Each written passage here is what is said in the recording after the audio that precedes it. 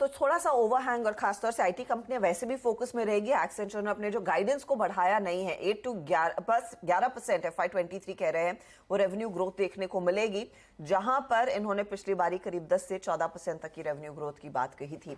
तो वो भी है एक चीज जिससे हमें इन्फ्लुएंस लेना है अनुज उस लिहाज से, क्योंकि पिछले हफ्ते जैसे आप कह रहे थे कि मार्केट ने यू टर्न लिया है, और मैं नोटिस भी कर रही थी कि कैसे हम 19,000 की तरफ बढ़ रहे थे और वहां से बोल रहे थे कि कितनी और तेजी आएगी, लेकिन धीरे धीरे करके हम 18,300 तक आ गए हैं।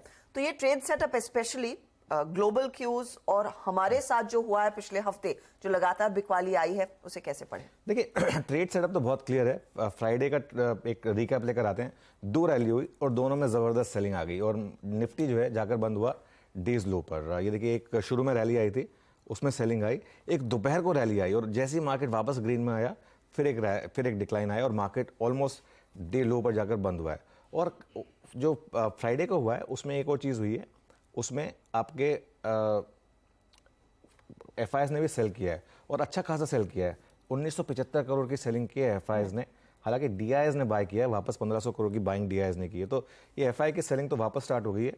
और एक और चीज़ जो हुई है फ्राइडे को हर्षदा, वो ये कि लॉन्ग्स कटे हैं। अगर आप इंडेक्स फ्यूचर्स का आंकड़ा देखें तो निफ्टी के ओपन इंटरेस्ट करीब 4.5% नीचे हुआ है और निफ्टी बैंक का ओपन इंटरेस्ट करीब 8% नीचे हुआ है। ये फ्यूचर्स का आंकड़ा है, एक तरीके से अच्छा है क्योंकि मार्केट बहुत ज़्यादा ओवरबॉट था, अब ये थोड़ा सा करेक्ट हो रहा है। अगर आप एफआईज एंड एफएनओ भी देखेंगे तो अब मतलब थोड़े से उन्होंने शॉर्ट्स में प्रॉफिट बुक किए इतनी बड़ी डिक्लाइन के बाद। और अगर ऑप्शंस के आंकड़े देखेंगे तो काफ़ी कॉल राइटिंग है यहाँ पर भी।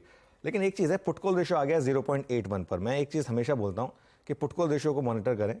जब भी ये 0.7 से 0.75 की जोन में आए, नॉर्मली बाय जोन में आ जाता है। हालांकि आज हल्का सा गैप अप मिल रहा है, तो वहाँ पर देखना होगा।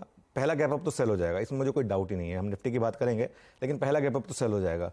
वहाँ पर सेल होने के बाद अगर आप फ्राइडे का लो ब्रीच करते हैं और वहाँ पर पुट कॉल रेशियो कहाँ पहुँचता है, तो आज इस पर खास नज़र रखनी होगी। अगर यहाँ पे आपको मार्केट कल का लो ब्रेक, फ्राइडे का लो ब्रेक कर दे और उस समय पुट कॉल रेशियो पहुँच जाए 0.75, मेरे ख्याल से वो एक अच्छा जोन होगा जहाँ से एक थोड़ी सी एक counter trend rally, short covering, थोड़ा सा पुल बैक वो आ सकता है, लेकिन उस पर हम नज़र रखेंगे फिर।